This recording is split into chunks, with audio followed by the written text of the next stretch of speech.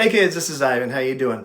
The word community is a buzzword these days, and you cannot go very far without running into somebody that is lamenting the loss of the small, intimate community model and is advocating a return to this better, simpler time.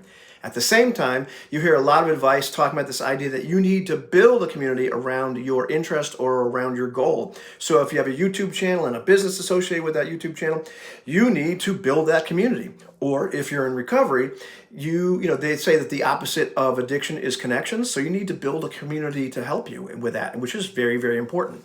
At the same time, there are issues that polarize people, and they build these large communities which are at odds with each other. And at the same time, the internet has really changed the playing field and multiplied it and made it more fractal, where all of a sudden there's all these communities we can be involved in, and we can be involved with people that are across the world that we never would have been a part of a community with before, and we can do it essentially in real time. So this is a very complicated and convoluted subject, but it's a lot more complicated and convoluted than it appears on the surface, which is no mean feat for something that already appears completely confusing. So I did a deep dive on this, and it's really quite fascinating, but I think it's very, very important. It's not just a matter of curiosity. There was a man named Dunbar, Robin Dunbar, and he did some work, back in the 1900s, where he came up with this model that the average person knows 150 people that they're close associates, their de facto tribe, if you will. And he based that upon brain size and cortex size. There are other competing theories, and of course that theory has gotten a lot of revision, but there are various models looking at and explaining the connections we have with other people, and it's kind of interesting. I'm sure you're familiar with these concentric circles, but the idea you've got about 5 people that are your family, your really intimate relationships. You got about 15 close friends that are your go-to people. Who would you call if you were in trouble? And about 50 good friends, you have great relationships with them. 150 meaningful contacts. This is this de facto tribe you've created around yourself, your de facto community. The person you see every day at work, the person that you see every day at the convenience store that you BS with for a little bit, the people in your gaming group, the people in one of your bands, and maybe you have another band that you're a member of, all that kind of stuff. People in your recovery community or wherever else you go, in your church, whatever happens to be that you find, meaning and community in, but they don't all overlap. And at the same time, we have about 500 acquaintances, people that hey Fred, this is the guy Fred at the gas station. And we say hi, and that's about it. I know their first name. And then this idea that we probably have about 1,500 faces that we recognize. And so, yeah, that's that funny looking guy at the gym. I have no idea what his name is, but I can identify him. Yeah, oh yeah, that guy. The people that are at the restaurant that I go to all the time. I don't think I know any of their names, but I know all their faces. So I go, oh, that guy's not working today. You get the idea.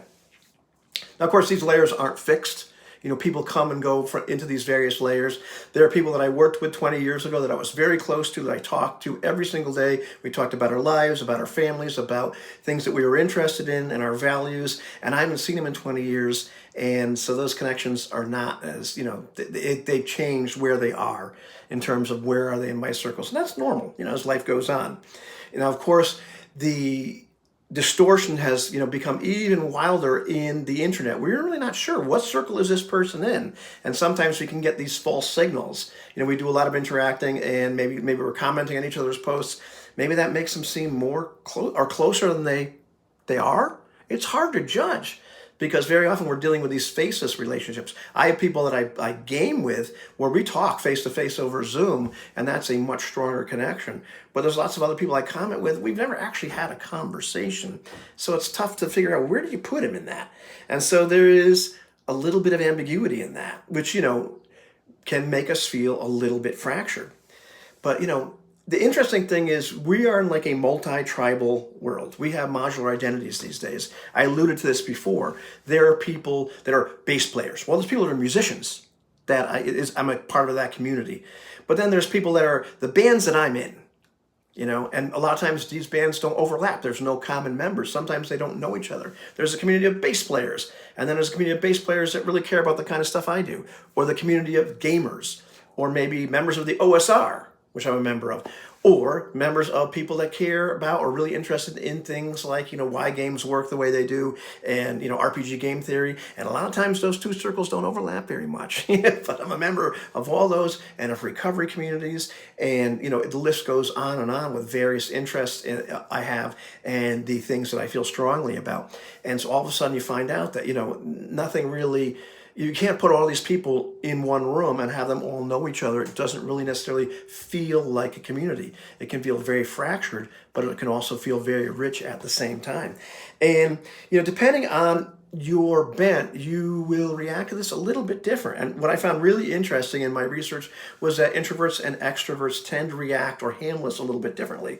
And I kind of really related to what they said, or what I learned about introverts. It's the idea that we can thrive in an asynchronous relationship where we don't necessarily have to respond in the immediate sense, and we can sort of curate what groups we are parts of, what relationships we maintain, and what ones we don't, which is pretty cool. And we can have a deeper relationship with some people in a group without exposing ourselves to everybody in the group.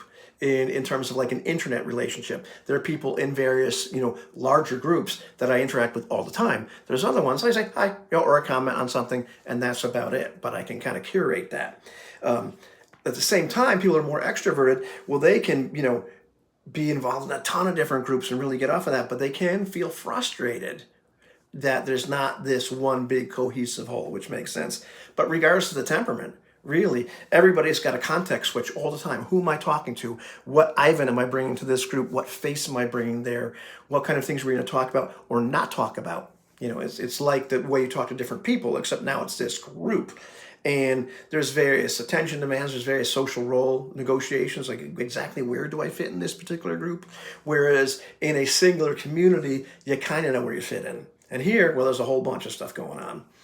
Now, there is one thing that I found very interesting, is that for the most part, most of the people that are advocating for a return to the smaller or much more meaningful communities have never actually experienced that. Maybe if they were, a member of a really tightly knit, very insular community, like, some of the, Pennsylvania Dutch communities of the Amish and the Mennonites, or some related sects, if you will, where it was very, very close knit and everybody knows everybody. Or maybe if they came from another area, that was like that, a very small, close knit town. There's a couple towns in Colorado I've been to, which you probably call this very insular community, because there's nothing else around there for a long, long drive. So it's a little bit different.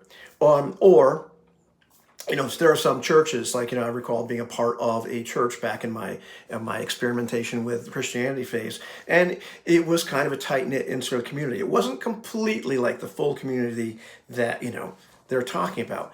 But very often, most people really haven't experienced that. And to a certain, sense, there's a longing for like a mythology or a construct or an ideal that they haven't actually really experienced, and might not have been as ideal as they thought it was, And, there are some things, like some facsimiles of it that maybe they've been exposed to. But in a lot of cases, it seems like it's a much more symbolic pining for something that they never experienced and maybe never actually really existed in the first place. And when it becomes more than nostalgic, well, the problem is then it becomes kind of normative, and you start to run into things like tribalism and like nationalism. And we can see the effects of nationalism right now, and it's not really awesome. And, very often in these frameworks is embedded this, demand for conformity, and which can be a little toxic. Part of what prompted me to make this video was I actually stumbled across a YouTube video, which I will not name, but it was talking about wanting to return to community. And the more I watched the video, the more troubling it became as I saw the things that, the person was advocating for.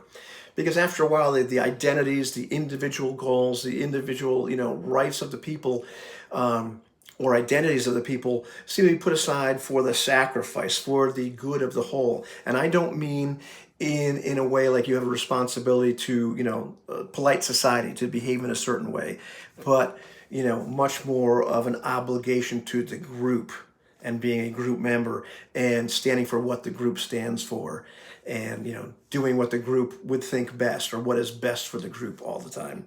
And some of those standards can be ambiguous. You're not really sure what they are. Some of them can be ideological, like you have to believe in certain things.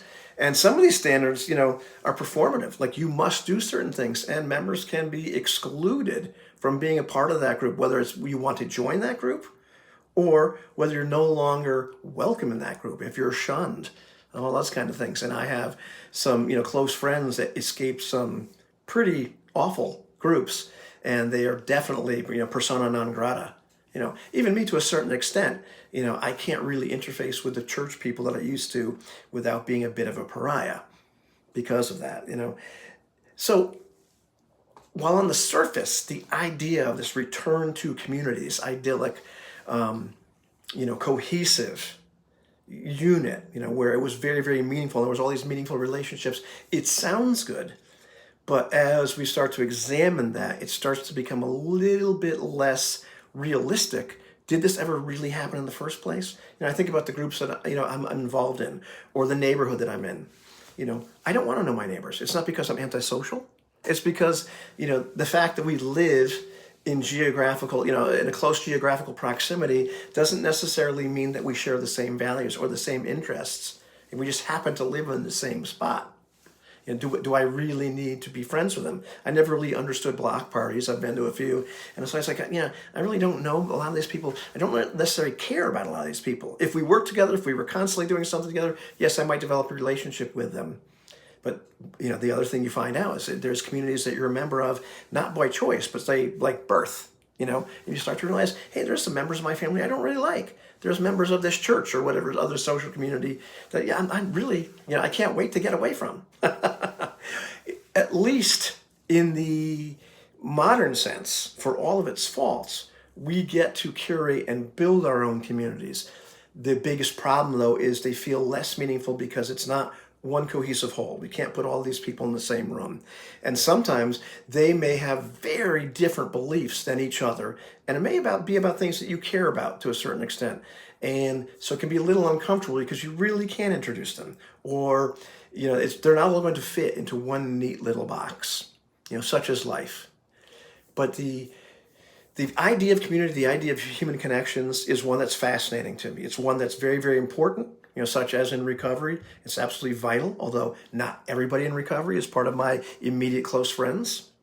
And there's certainly, other parts, in the world of music, in the world of RPGs, if I want to have I've curated those close groups. It wasn't everybody, so there's an upside and a downside to that, and, we still haven't figured it out. And of course, as society gets bigger and bigger and bigger and more polarized, I don't think we're going to see an answer. The answer isn't to become tribal and nationalistic and enclose and have it an us versus them, because that is very ugly. The answer isn't necessarily every person for themselves in their room on the internet, feeling isolated and lonely. But I believe that each individual needs to take care in how they build their own community and where they find meaning in those relationships. And sometimes you're going to have to make the effort to define what that meaning is. And if you have to adjust it, you adjust it. It's not a big deal. This is part of what we do throughout our entire lives, except now it's become more convoluted and more complicated. Welcome to the 21st century. Have a good one, kids.